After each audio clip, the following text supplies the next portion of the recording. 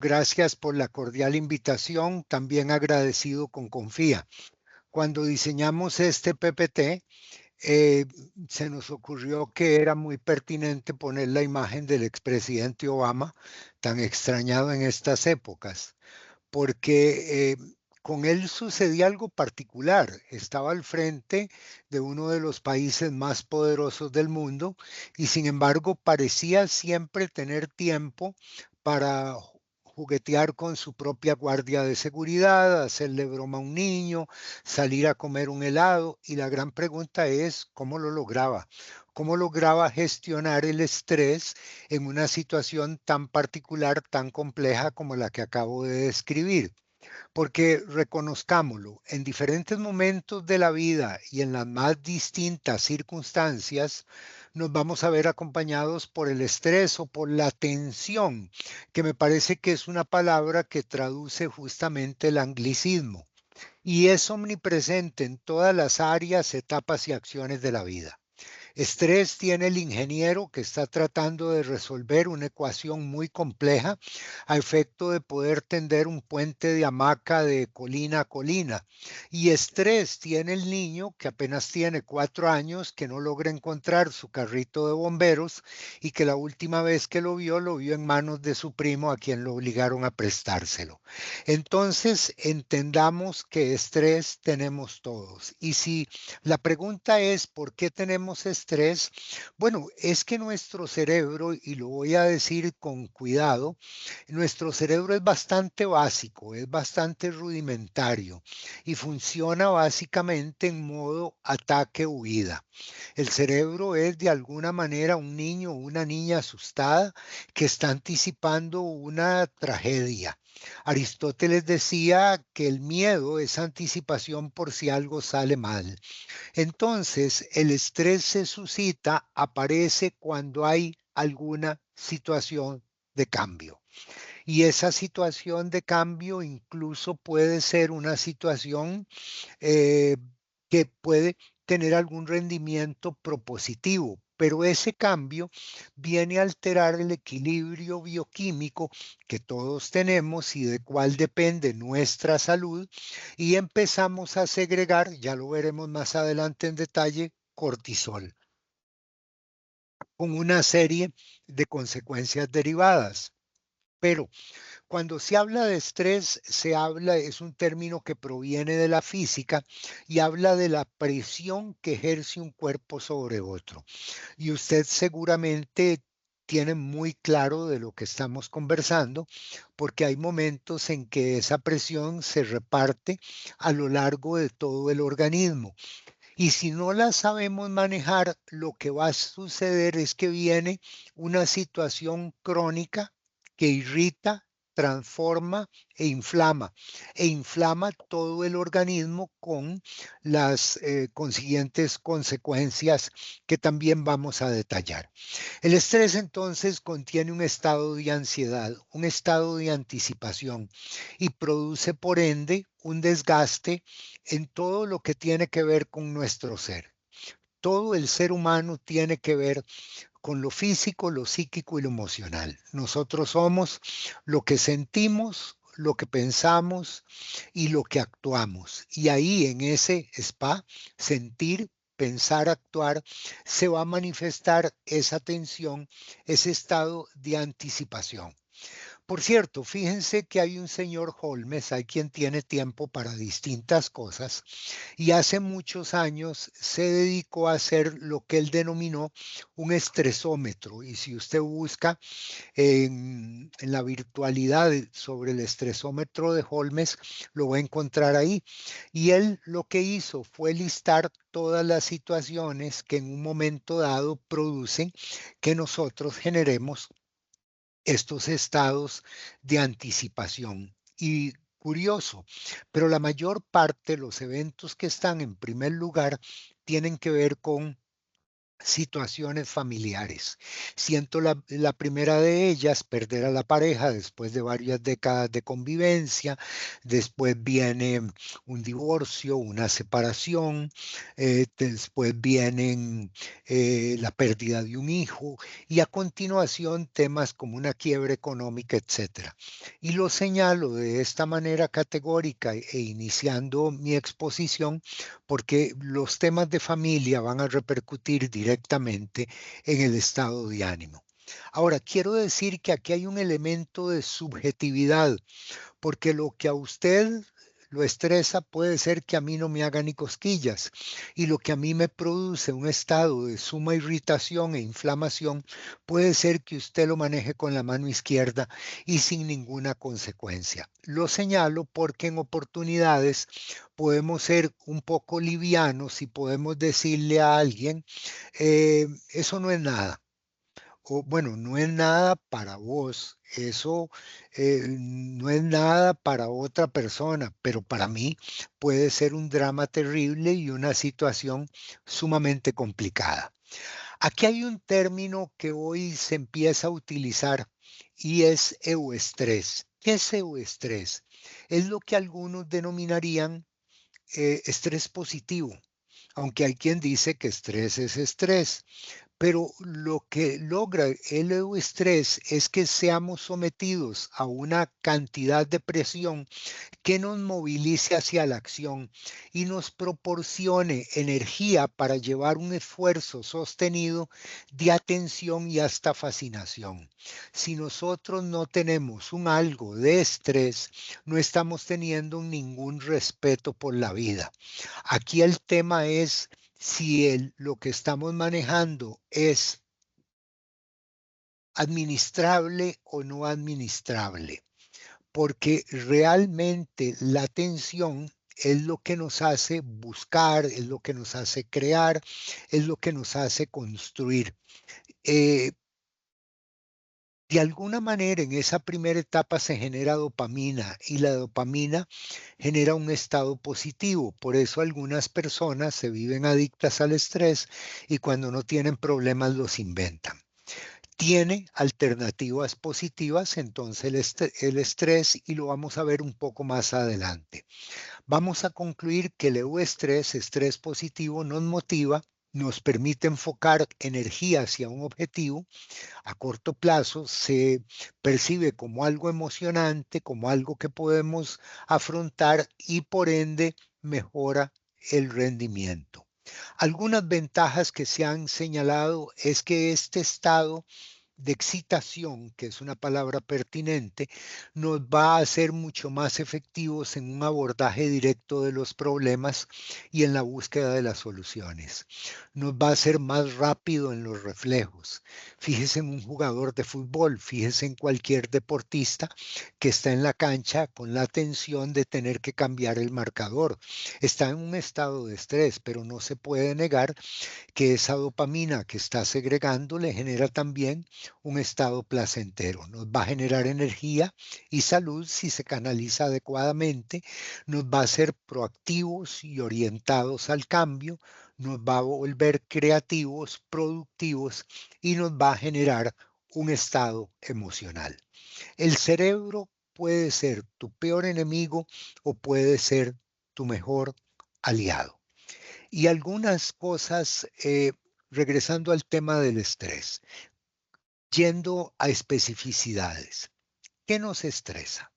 Bueno, una situación, un evento, un suceso, pero puede ser algo pasado, presente o futuro. A mí me puede estar metiendo en esta sensación de incomodidad algo que no resolví. Yo en alguna oportunidad, antes de que muriera tía Margarita, es una situación hipotética, por supuesto, no tuve ocasión de conversar con ella y agradecerle todas sus gentilezas, sus amabilidades. Quise ir a despedirme de ella cuando estaba en el hospital, pero al final cuando fui ya había partido.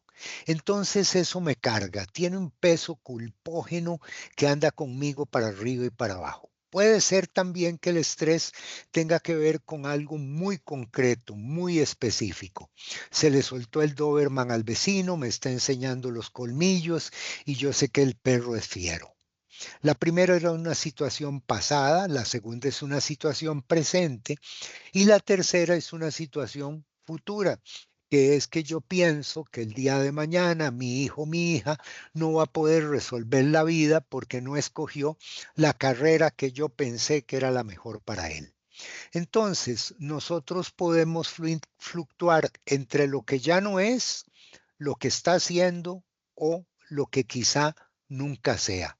Y nuestra mente, que suele gravitar, puede llevarnos otra vez de un escenario a otro en una situación bastante angustiante.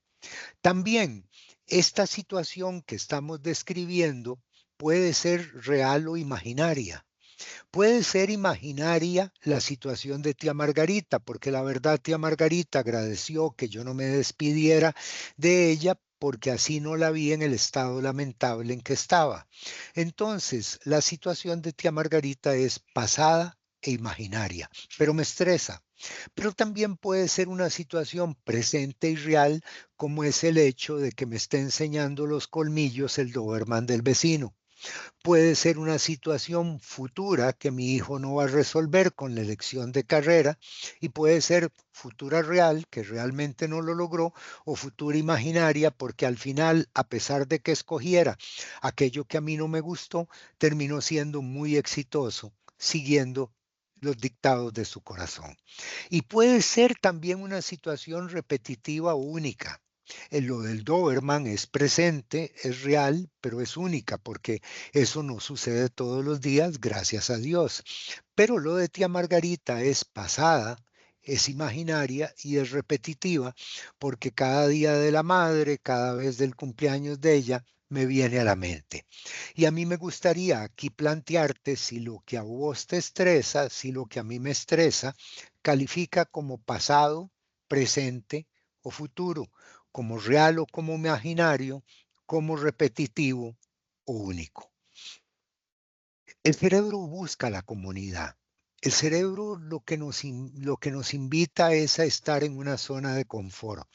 Pero el tema es que la vida no está diseñada así. Por eso es que Piaget decía, y de una manera muy puntual y muy precisa, que inteligencia es habilidad adaptativa.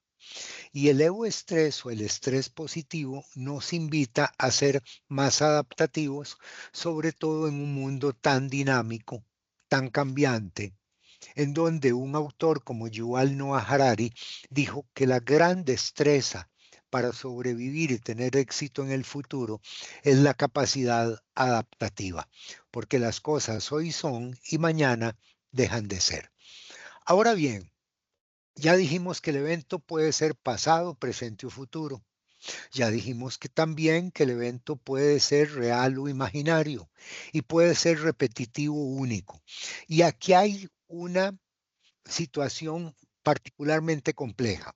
Los estudios dicen que la mayor parte de las situaciones que nos estresa son situaciones pasadas o futuras, por lo general imaginarias y por lo general repetitivas.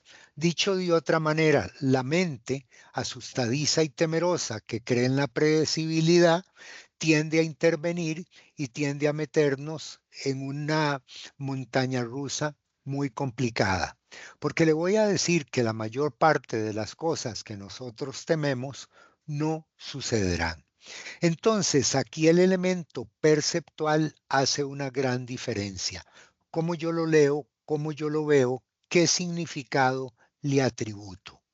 Le atribuyo, perdón. Y también juega mucho la respuesta emocional o fisiológica. Usted sabe que vivimos en un mundo adicto al drama, en un mundo en que sí, hay emociones, todos tenemos miedo, tenemos alegría, tenemos tristeza, tenemos enojo, tenemos amor. Pero el asunto es que hay que desarrollar prácticas de autorregulación para que el miedo no se convierta en pánico, para que la alegría no se convierta en euforia. para que la tristeza no se convierta en depresión, para que el enojo no se convierta en ira y para que el amor no se convierta en pasión desbordada. ¿Cómo lo logramos? Vamos a tratar de dar algunas ideas para ver si tal cosa es posible. Pero esta propuesta histórica de Daniel Goleman, que habla de inteligencia emocional, de la importancia de la autorregulación y el autocontrol, está íntimamente vinculada con el manejo del estrés. Y por último, no solo hay un fenómeno perceptual, no solo hay una respuesta emocional, sino hay un comportamiento, porque a veces el tema no es lo que sucedió, es cómo respondimos, porque a veces el remedio puede ser peor que la enfermedad. Y si, repito, insistimos en vivir las cosas desde el drama, y si insistimos en creer que aquello será duradero, eterno y que nunca tendrá posibilidad de cambio, posiblemente el comportamiento será desbordado y eso nos va a embarrialar un poco más la cancha. Esos eventos que hemos descrito pueden tener carácter fisiológico.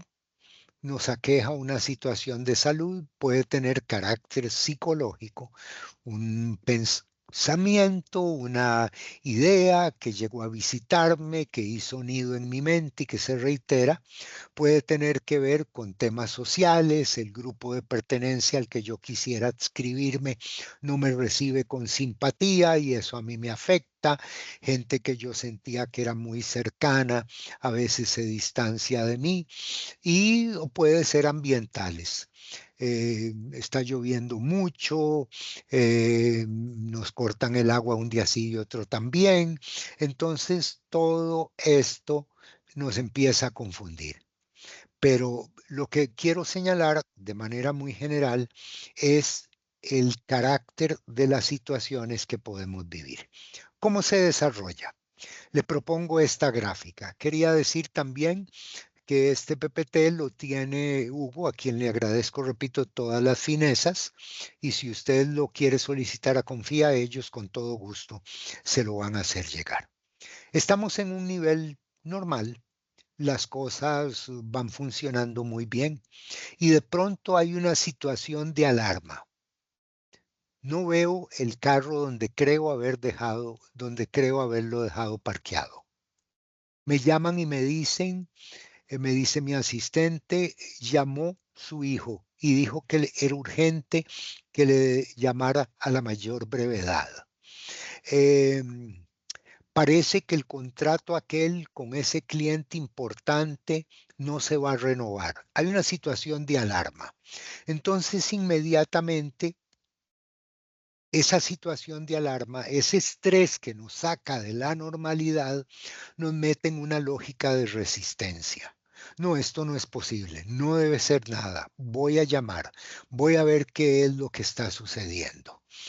Pero cuando pasa mucho tiempo y yo no logro resolver aquello, no logré renovar el contrato, mi hijo tiene el teléfono descolgado, etcétera, etcétera, se entra en una etapa de agotamiento. Que por cierto, los seres humanos, como tendemos a sobrecavilar, a sobrepensar, eh, nos vemos en situaciones más dramáticas de la cuenta, porque a veces no es lo que pasa, es cómo lo tomamos. Porque aquí insisto en recordar algunas cuestiones del cerebro. El cerebro no le gustan las sorpresas. El cerebro anhela las predecibilidades. Para él cualquier cambio es incómodo. Le encanta quedarse pegado a lo conocido. De ahí que tengamos una frase lapidaria que por años se ha repetido. Es mejor lo malo por conocido que lo bueno por conocer. Frase con la que por supuesto yo no estoy de acuerdo, porque por lo general lo bueno por conocer es mejor que lo malo por conocido. Les quería hacer aquí un señalamiento de una ilustración que me pareció muy simpática que en alguna oportunidad le oí a una colega, que en la sabana africana un león y una gacela se ven en la distancia. El león sabe que si no corre más rápido que la gacela más lenta, se va a morir de hambre. Y la gacela sabe que si no corre más rápido que el león más lento, se la van a comer. Y en ese momento hay una crisis, hay una situación muy dramática de supervivencia, en la que se juega la vida y la muerte. Y entonces el león corre detrás de la gacela, en unos momentos dramáticos, que solo tienen dos desenlaces posibles. El león alcanzó a la gacela y almorzó, o la gacela huyó, se libró y el león se quedó con hambre. Pero ¿sabe qué sucede indistintamente del desenlace? Que al final el león y la gacela, si es que ella logró huir, descansan. Y si la gacela fue atrapada por el león después de comérsela descansa y la gacela por supuesto también descansa y descansa en paz. Pero los seres humanos no tenemos la capacidad que tienen el león y la gacela para descansar después de un estrés, sino que nos quedamos repitiendo, reeditando, elaborando el duelo y contando 1 y 100 veces aquel evento. Y yo le dije, entonces él me respondió, pero yo no voy a permitir porque conmigo no se equivocan, porque te das cuenta. Y lo que sucede es que reeditamos 1 y 100 veces la misma historia. Y cada vez que reeditamos la misma historia, la volvemos a vivir como es necesario, como si estuviera sucediendo.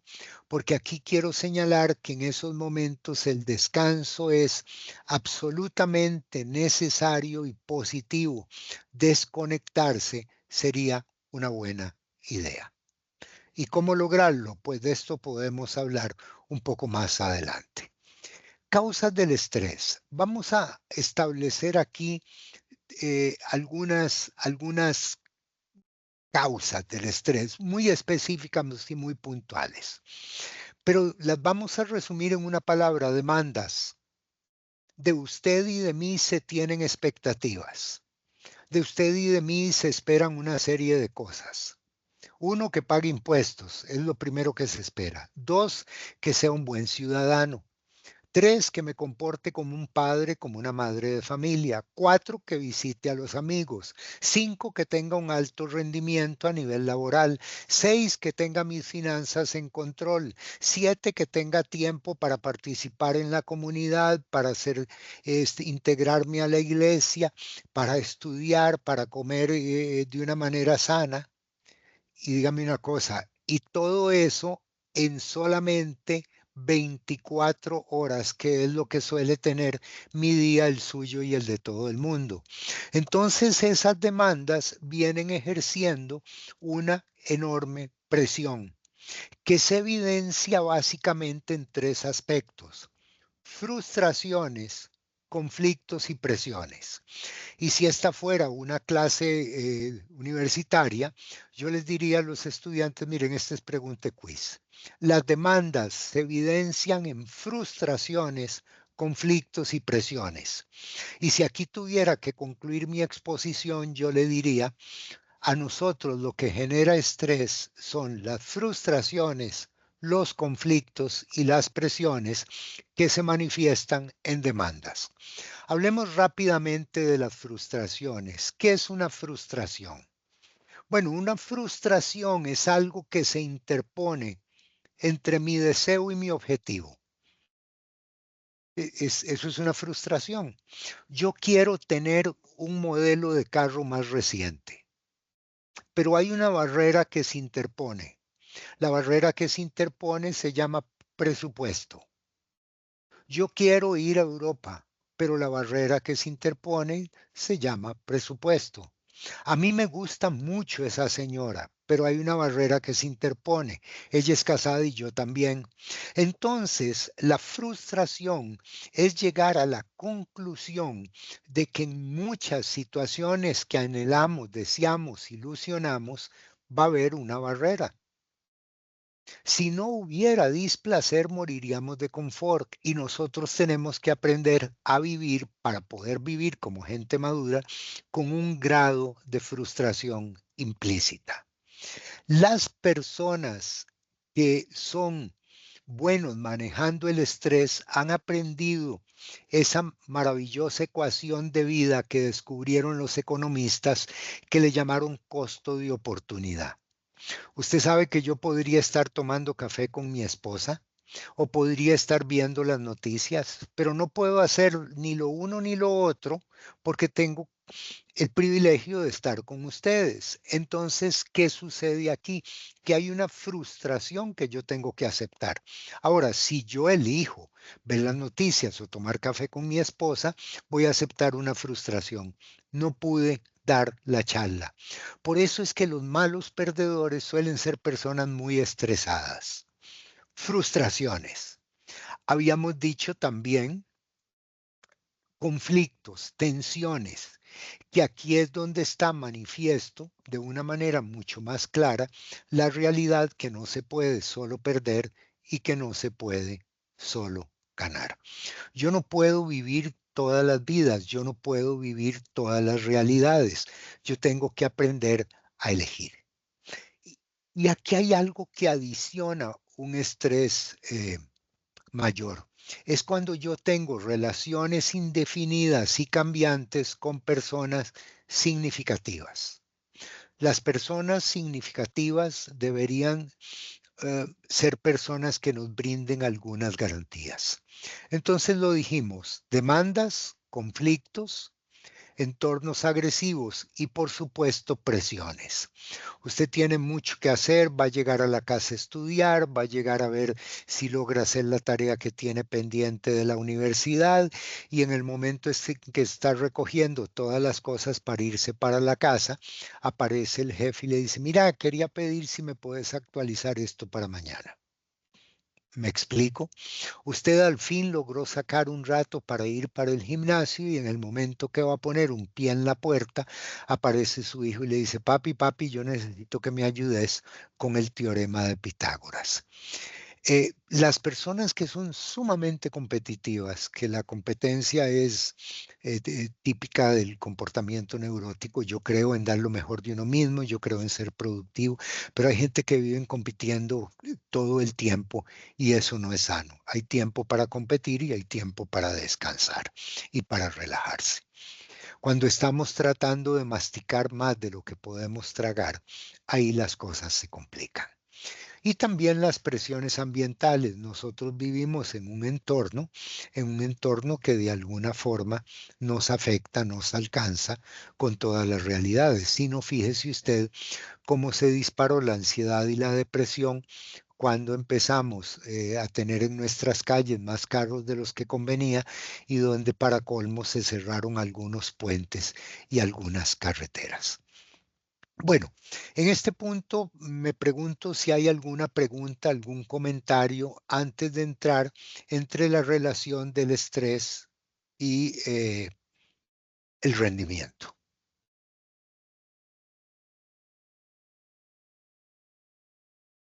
Ok, más adelante nos damos otro tiempo para conversar. Hay una verdad de vida eh, que yo la atesoro y es que la libertad humana más grande que se tiene es la libertad de dar significados. Y para explicarme, suelo usar un ejemplo bastante sencillo. El partido terminó 1-1. La mitad del estadio salió lloriqueando porque no les pudimos meter otro gol. Y la otra mitad sale celebrando porque cómo es posible que le hayamos empatado ese equipillo si bien le pudimos ganar. Y para ambos el resultado fue 1-1. ¿Qué explica que unos lo leen de una forma y otros lo leen de otra forma?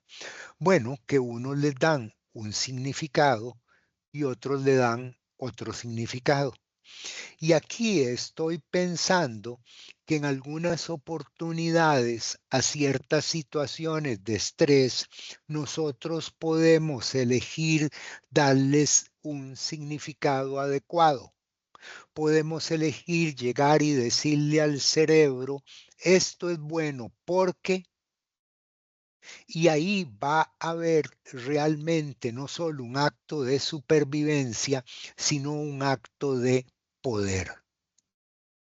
La vida a veces parece que se complace con frustrarnos, pero el tema es cómo encajamos eso. Y le regalo esa frase, a mí me ha servido, a usted tal vez. Esto es bueno porque, y encontrarle el sentido al sinsentido a veces nos permite seguir pedaleando, porque no se puede solo perder y no se puede solo ganar. Les planteo la relación entre estrés y rendimiento. Entre A y B, aquí tenemos el sujeto apático, sin estímulo, sin metas, con un rendimiento muy pobre. Una persona de este tipo, la pregunta es, ¿ya sacó cita con su psicólogo, con su psiquiatra? ¿Ya revisó su autocuidado? Porque a usted le está pasando algo. Usted tiene que tomar algunas medidas. Y si es que lo tenemos como colaborador nuestro, la pregunta es, ¿y qué le pasó a Recursos Humanos, verdad? Que nos contrató este lastre. Sí, quiero reconocer que hay épocas en que podemos andar volando bajo. Y en eso tenemos que ser misericordiosos con nosotros mismos y con los demás. Pero bueno, entre A y B hay ausencia de estrés. Ese tipo de personas a las que hay que pasarle la mano enfrente a ver si respiran. Entre B y C viene un estrés que lo vamos a llamar estrés adaptativo, que es la persona motivada, que va, viene, que tiene una lista de pendientes, que tiene responsabilidades en la agenda y que empieza a crecer en su rendimiento. Pero alcanza un pico, como lo pueden ver ahí en el punto C, que es cuando me empiezo a sentir muy mal, que es cuando no disfruto la alimentación, es cuando empiezo a tener problemas de sueño. Y en esto quisiera ser muy categórico. Cuando empiezan a haber problemas de sueño, el organismo te está diciendo, maje, despabilate. Aquí hay algo que necesita ser atendido. Y ahí tengo buen rendimiento, pero ya no es el mismo de antes. Empiezo a tener un declive. Y de repente llego al punto entre D y F, que es cuando me siento deprimido, ansioso, bajo el rendimiento. Y cuando llego a F, es cuando empiezo a padecer de síndrome de desgaste ocupacional, lo que se ha denominado burnout. Que quisiera decirles que el burnout, el síndrome de desgaste ocupacional, no le da a los vagos, se lo garantizo. No conozco un solo vago que esté quemado. El síndrome de desgaste ocupacional le da a la gente comprometida, a la gente altruista, a los idealistas, a los perfeccionistas, le suele dar. Porque yo creo que cuando nosotros vemos que vamos, como dice el tango, cuesta abajo y de rodada, hay que hacer ajustes de proceso para poder volver a levantar la curva. Porque el primer mandamiento que nosotros tenemos para con nosotros mismos y para con lo que nos ama es el autocuidado.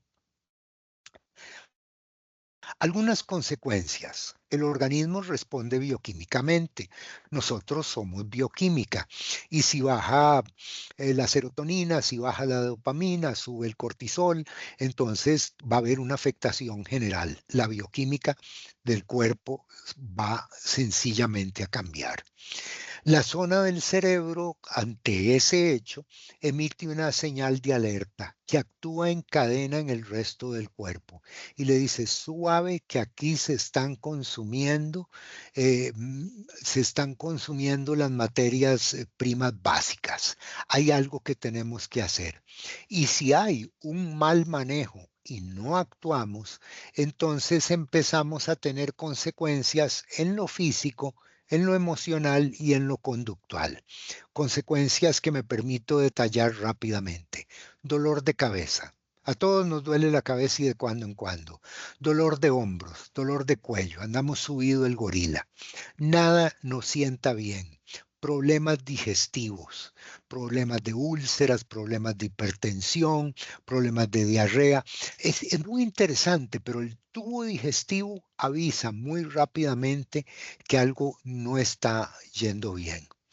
Y sobre todo, si somos personas que no cuidamos nuestra ingesta y somos muy proclives a colorantes, preservantes, saborizantes, posiblemente el estrés nos va a dar en el estómago, que este es un tema fascinante que algún día lo podemos conversar. Se reduce la capacidad corporal de reaccionar ante infecciones. Entonces, el primer problema, el primer catarro que pasa nos agarra y es uno detrás de otro. Problemas en la piel y fatiga crónica. Me acuesto cansado, me levanto cansado y mi única diversión el fin de semana es pasar durmiendo. Problemas de menstruales y de infertilidad y disfunción sexual. Ya el temita aquel que tanta gracia nos hacía, pero mire, mm, no hay manera que le pongamos interés.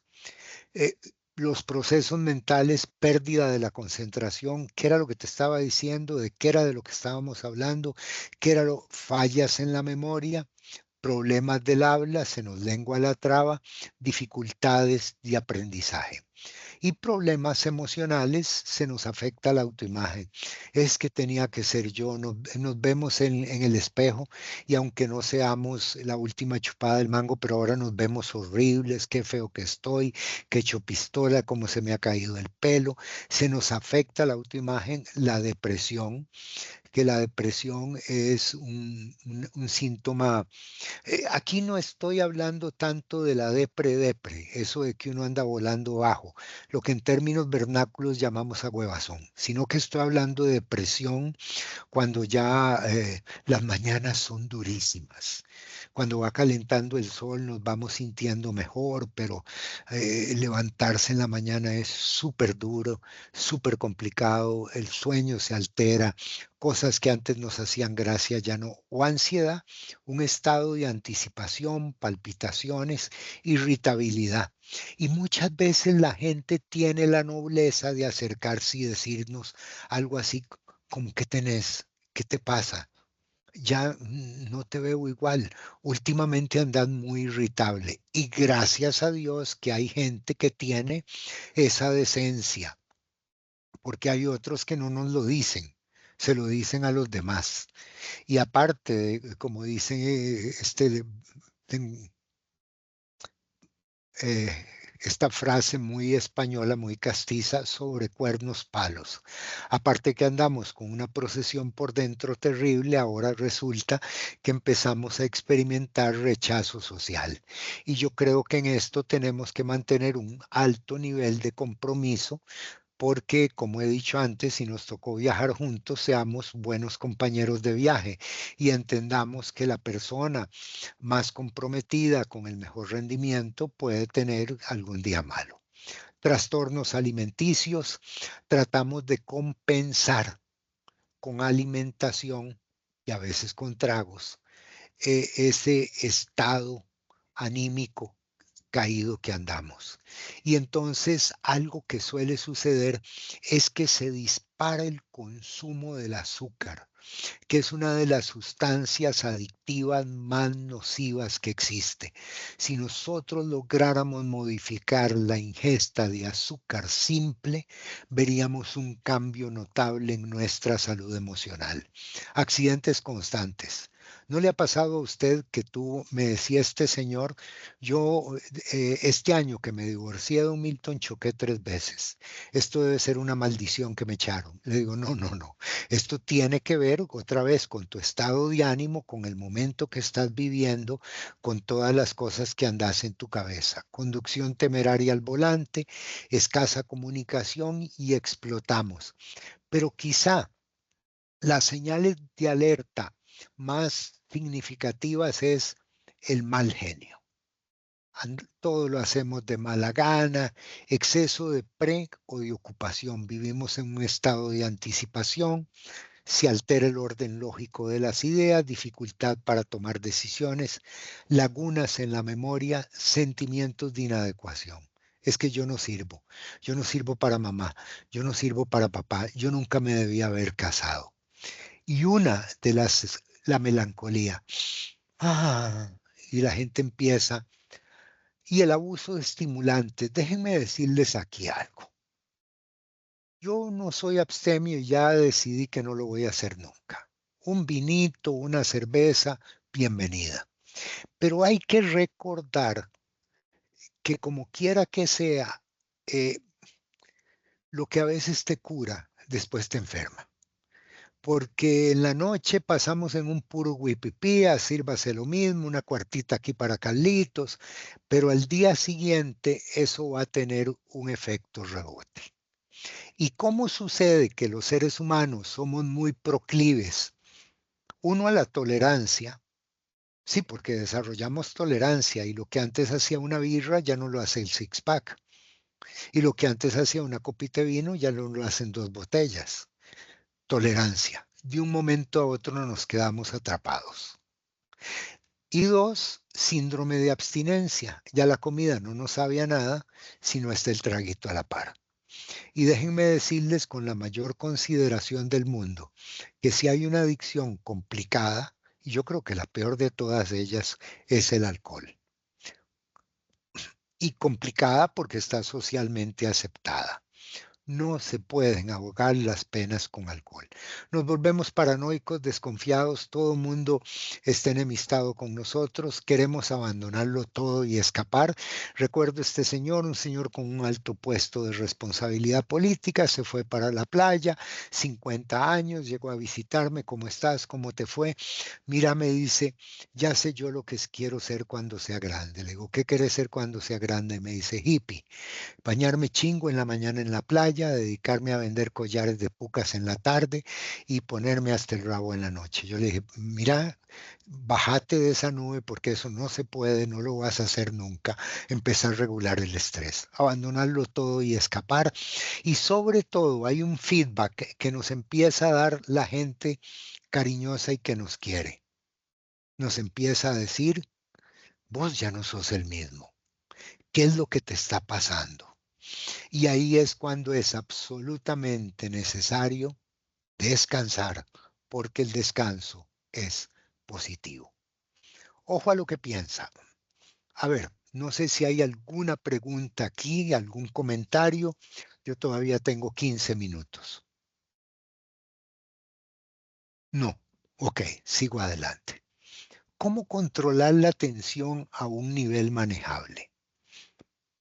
¿Usted piensa en lo que piensa o solo piensa? Ojo a lo que piensa. Porque a veces no necesitamos enemigos, somos Don Milton, autosuficientes. Sí, tenemos una consulta por acá en los comentarios. ok. Dice, buenas noches, a mí me gustaría saber cómo mejorar la concentración sin caer al estrés, ya que tengo déficit atencional y me cuesta más que las personas normales ejecutar tareas. Mira, a ver, están todas las medidas que se proponen siempre, encontrar espacios de concentración, tener listas, tener muy ordenado el ambiente de trabajo, evitar los distractores, pero yo he comentado que la psicología ha dado un salto cualitativo últimamente fabuloso. Y hoy estamos hablando mucho de mindfulness, eh, de atención plena, de estar en lo que estamos. Yo, en una situación como la que se describe, empezaría a indagar, empezaría a investigar sobre mindfulness. Hay mucho escrito, yo incluso si me pone una nota, al final doy mi número, con gusto le envío un librito sobre el tema. Pero es que aparte de que a veces somos dispersos, se nos hizo creer, se nos vendió la falacia de que además teníamos que ser multitasking. El multitasking no existe. El multitasking es un comportamiento neurótico socializado a nivel organizacional para sacarle el jugo a la gente. El multitasking no existe. Hay que aprender a estar en lo que se está. Hay que entender que hay que aprender a pensar lo que se piensa. Y ahí el mindfulness es de gran ayuda. Ayuda muchísimo a la atención. Estar donde estamos. Estar haciendo lo que estamos haciendo. Por lo general, a las personas que tienden a la hiperactividad les ayuda muchísimo. Ojo a lo que se piensa. Y aquí me gusta insistir en este punto. ¿Usted piensa en lo que piensa o solo piensa? Porque a veces el enemigo es interno. Otro, hablar y actuar con más calma, tratar de procesar mejor las ideas. Regule el impulso por competir. Y si le toca competir, compita cuando compite. Pero no todo el tiempo. Hay espacio para competir y hay espacio para relajarse, para disfrutar, para complacerse. Nosotros necesitamos descanso. Necesitamos tiempo de descanso. Y repito lo que decía, el descanso es necesario y es positivo. Y necesitamos actividades Csikszentmihalyi que nos metan en estado de flujo. Pintar, Don Milton, sí, tenemos otras consultas por acá. ok. ¿Cómo identifico el estrés positivo? ¿Cuándo notamos estos rasgos en un compañero de trabajo? ¿Cómo se le debe sugerir que haga algo? Después otra persona consulta por técnicas para poner límites en aras de no caer en el burnout. Ajá. Cada una de las preguntas es para un tema en sí mismo, ¿verdad? Yo creo que cuando vemos a una persona, a un compañero de trabajo en una situación de límite, yo creo que ahí aplica el feedback, decirle lo que veo, lo que a mí me consta, desde la empatía, sin emitir juicios de valor. Yo siempre voy a recordar, tenía yo 40 años, andaba compitiendo como un loco por todo lado. Visité un amigo mío, Tony, y lo recuerdo con mucho cariño. Lo llegué a saludar. Hola, Tony, ¿cómo estás? Me dice, yo muy bien, dice, pero a vos ni te pregunto. Dice, porque te veo mal. Le digo, ma, ¿en serio? Me dice, sí, sí, estás hecho pistola.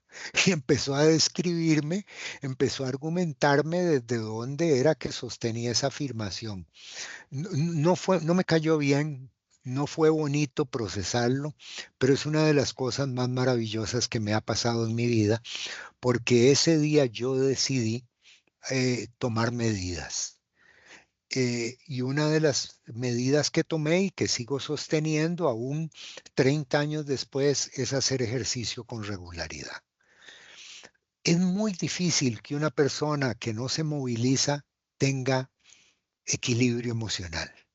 ¿Por qué? Porque no solo es por flexibilidad, por el sistema musculoesquelético, por la parte cardiovascular, es porque cuando hacemos ejercicio segregamos dopamina, serotonina, noradrenalina, epinefrina, y eso nos trae beneficios. Usted sabe que hoy en día muchos especialistas están hablando de psiquiatría integrativa, psicología integrativa. Y hay personas a las que yo prefiero no tomarle el caso si esa persona no hace un compromiso de movilidad de ejercicio. No sugiero que se entrene para un decatlón, sino sugiero que, ah, a ver, que le salga la vuelta a Firulais y un par de vueltas a la manzana hasta que sudemos un poquito. Procurar una sana alimentación ayuda muchísimo y sobre todo hidratación. Pruebe hidratarse bien, pruebe tomar mucha agua y le estará ayudando a su cuerpo que es mayormente agua. pero gente que no bebe agua, sino que bebe refrescos gaseosos cargados de azúcar y no quieren tener estrés, por el amor de Dios. Y entonces te dicen, sí, pero es que yo me bebo una bebida de estas oscuras y me siento muy bien. Sí, claro, te sentís muy bien porque te estás metiendo un shot de azúcar y como ya te estás convirtiendo en un adicto, eso te da un levantón, pero después te trae al suelo, me bebo otra. De ahí sí, pero ¿en qué vas a parar? Procurar una sana alimentación, y la sana alimentación no es nada complejo, es la alimentación de toda la vida, la alimentación de soda, arroz, frijoles, verdura, algo de ensalada, fruta y sobre todo pocos preservantes, pocos colorantes, pocos saborizantes. Evitar sustancias dañinas y mantener una actitud mental positiva. Esta es una época de mi vida, una época que estoy viviendo para este, transicionar, para darle un significado distinto y poder crecer como ser humano. Disfrute lo que disfruta. Usted es un ser integral. Cuidado con la tendencia a postergar. La procrastinación genera mucho estrés. Administre bien su tiempo, delegue, pida ayuda, resetese cuando sea necesario. Oiga la música que a usted le gusta, sea la Don que te Milton, guste. Sí. tenemos otra consulta por acá. Dice, ¿qué pasa cuando las rutinas normales de tu trabajo se llegan a convertir en estrés? Mira, aún en las rutinas, si nosotros logramos despertar y volvernos personas apreciativas, agradecidas, podemos darle nuevos significados. Eh, no es lo que me pasa, es como lo que significo, lo que me estresa. Pero si usted definitivamente está en un lugar donde no lo respetan, no lo valoran, no lo toman en consideración, no lo remuneran adecuadamente, le queda a usted a 2 horas de su casa, pues tome algunas medidas. Tome algunas medidas al respecto, porque de verdad hay momentos en que hay que escoger la salud. Y sobre todo tenga claros sus valores y sus metas. Quería darles aquí una fórmula sencilla. Voy a tomarme los próximos 5 minutos y si lo tienen a bien, nos quedamos, nos quedamos unas más. Este es un cuadrante. Hay que evitar gente, cosas y situaciones que te causan molestias. Si ese amigo suyo a usted solo lo busca cuando necesita algo, si es una persona invasiva, si los comentarios que hace son abusivos, ¿qué tal si lo evita? ¿Qué tal si escoge una distancia sana con esa persona? ¿Qué tal si cada vez que usted toma sopa de mondongo tiene problemas de diarrea? ¿Qué tal si en vez de tomársela cada viernes se la toma cada 2 meses? O sea, actuar como adultos. Hay cosas que hay que evitar. Hay que evitar en un momento dado masticar más de lo que podemos tragar. Y yo creo que se vale que uno le diga a una persona, mire, si usted me está solicitando esto y yo lo voy a hacer con mucho gusto, pero ¿qué puedo dejar de hacer para hacer esto? Hay cosas a evitar. Discusiones innecesarias. Ay, Dios mío, que gane el otro. O sea, ¿cuál es el problema? ¿Para qué meterse en esas discusiones interminables en donde de lo que se está tratando es de demostrar quién escupe más largo? Hay que aprender a decir, no me interesa.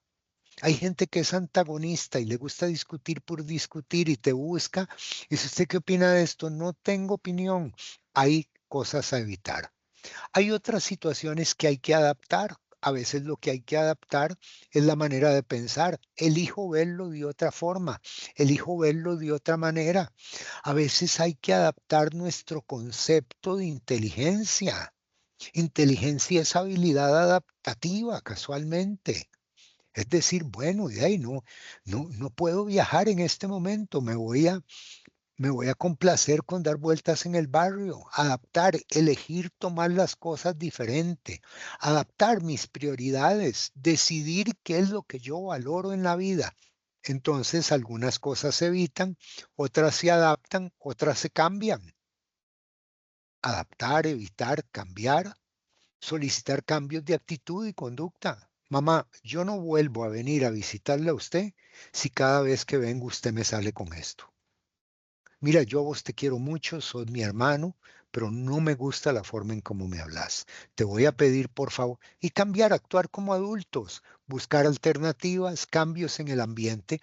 A veces una matita cerca, una varita de incienso, a veces juguetear un rato con la mascota nos cambia la vida. Y lo último, aceptar. Dice, sí, aceptar.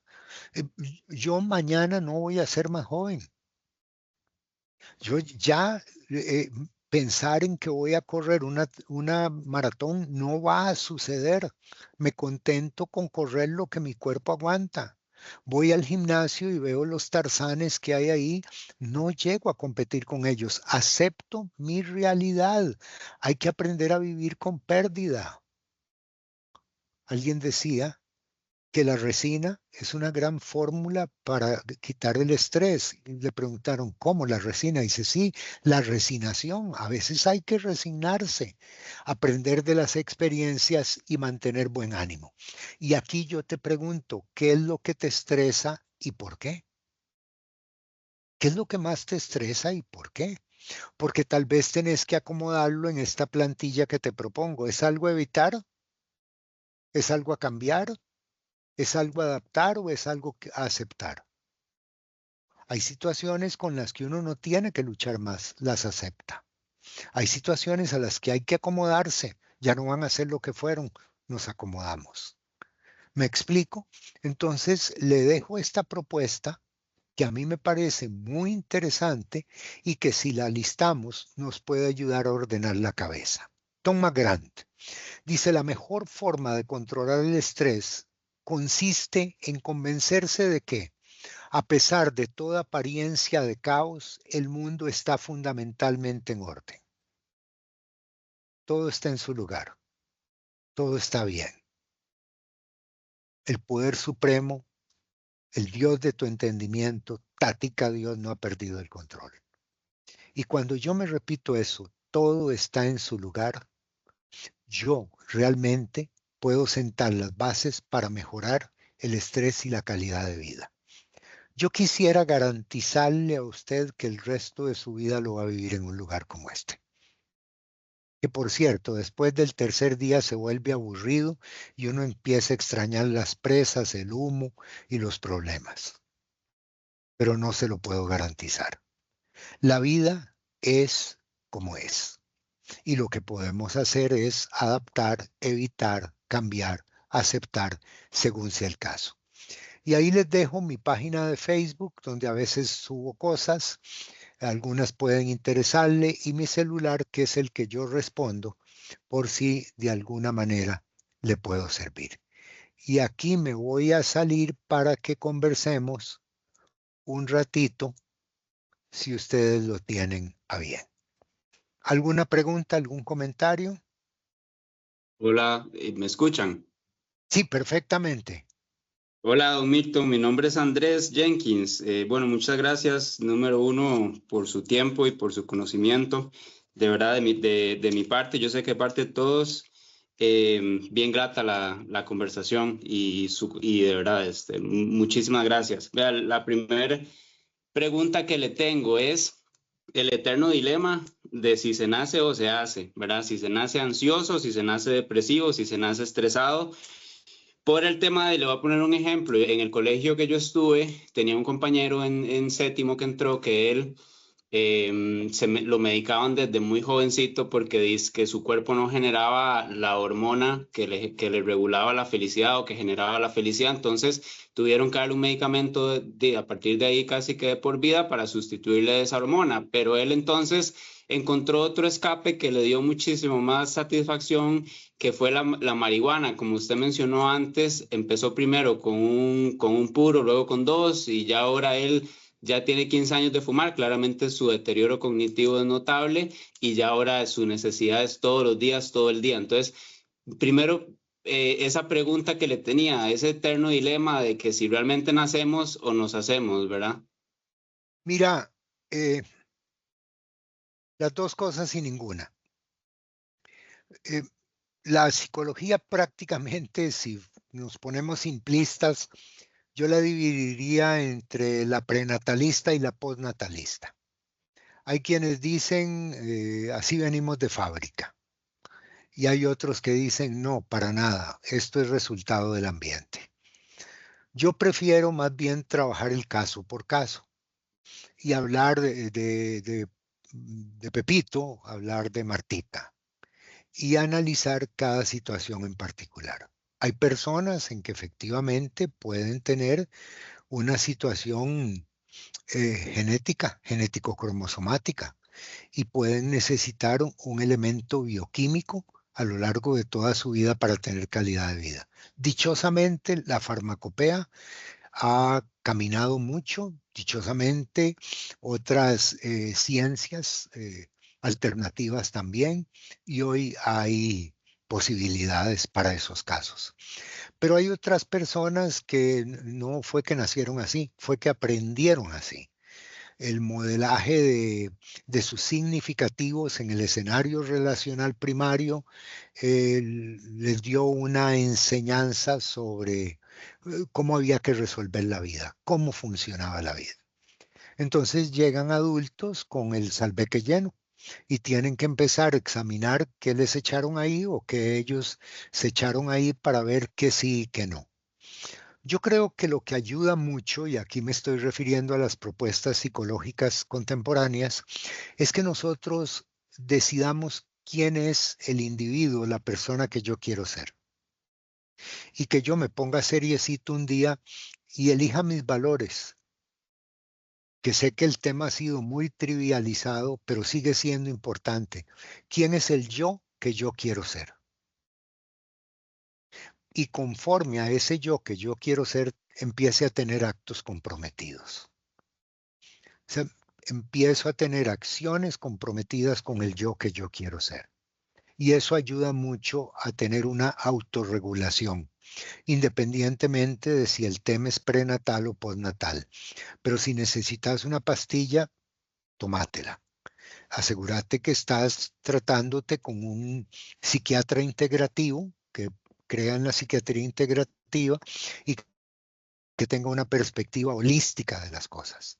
Que como te digo, y hoy hay muchos profesionales de ese tipo que cuando te atienden, no solo te van a tipujar el montón de pastillas, sino que te va a preguntar cómo comes, cómo dormís, cuáles son tus hábitos de movilidad, eh, porque esas cosas también cuentan.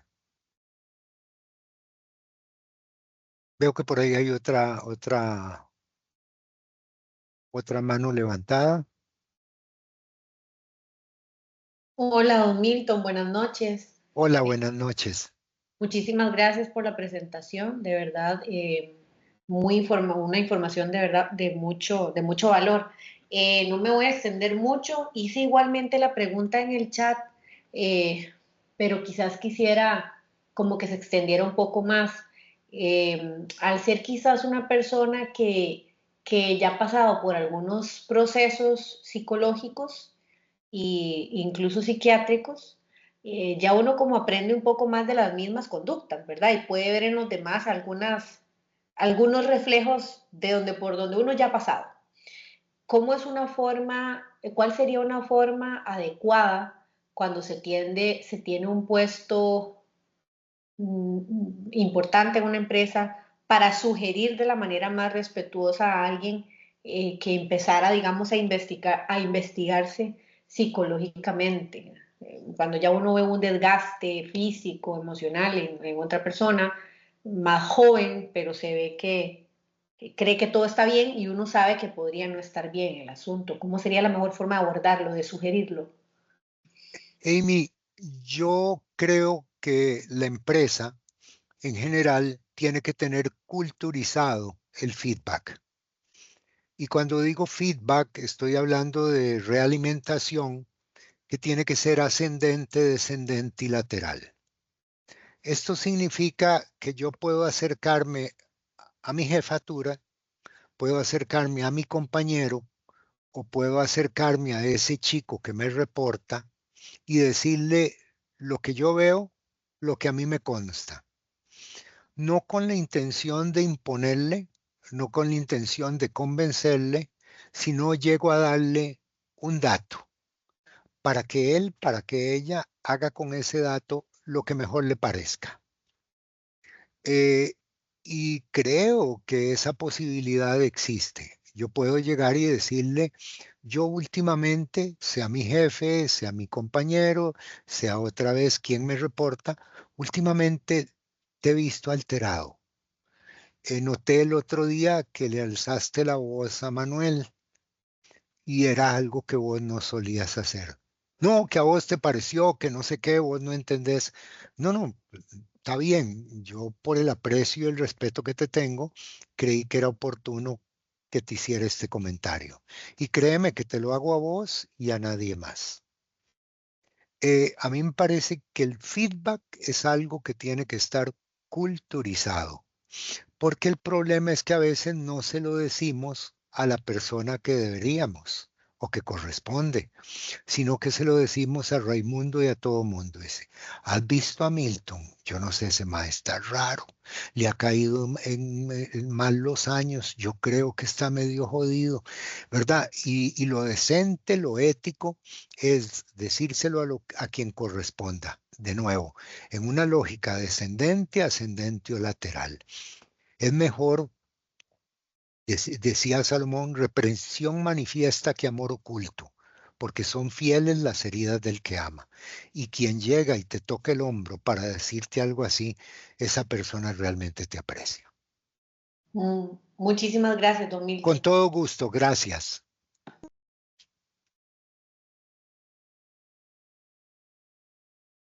Una última pregunta, porque ahora sí yo creo que estamos sobre tiempo. Quiero respetarle su tiempo. Veo una mano levantada. No logro ver de quién es. Hola, buenas noches, don Milton. Soy Hola, Marlon buenas Cabrera. noches. Hola, Una Marlon. consulta rápida. ¿Cómo me reseteo? Que mire ahí que hay que resetearse. ¿Cómo se resetea? Mira, ese es todo, es un tema que toma tiempo. ¿Cuánto de lo que yo creo que es, realmente es? ¿Cuánto de las cosas que yo vivo como actos de supervivencia puedo empezar a resignificarlas como actos de poder? ¿Cuánto de lo que yo históricamente tomé como importante elijo ahora que lo siga haciendo? ¿Qué ajustes de proceso decido tener para vivir la calidad de vida que quiero vivir? ¿Qué cosas realmente son importantes para mí? ¿Cuántas cosas de las que yo hago, las hago para parecer y no para ser? Básicamente el reseteo se hace a partir de preguntas significativas. ¿Qué haría yo si yo no tuviera miedo? Si yo tuviera resuelto mi situación económica, ¿a qué me dedicaría? El reseteo se hace con preguntas, que es la labor que muchas veces hacemos quienes estamos en coaching o quienes estamos en psicoterapia, que es que procuramos hacer preguntas para movilizar a la persona a que encuentre sus respuestas. Porque la idea no es, Marlon, que vos vivas por las respuestas mías, sino que vos vivas por las respuestas tuyas, pero las genuinas, de acuerdo a este momento de vida en el que estás. Bueno, otra vez, muchas gracias, con todo gusto. Gracias, Confía, por la confianza. Y gracias a todos ustedes, qué bonito grupo tuvimos por haber asistido hoy.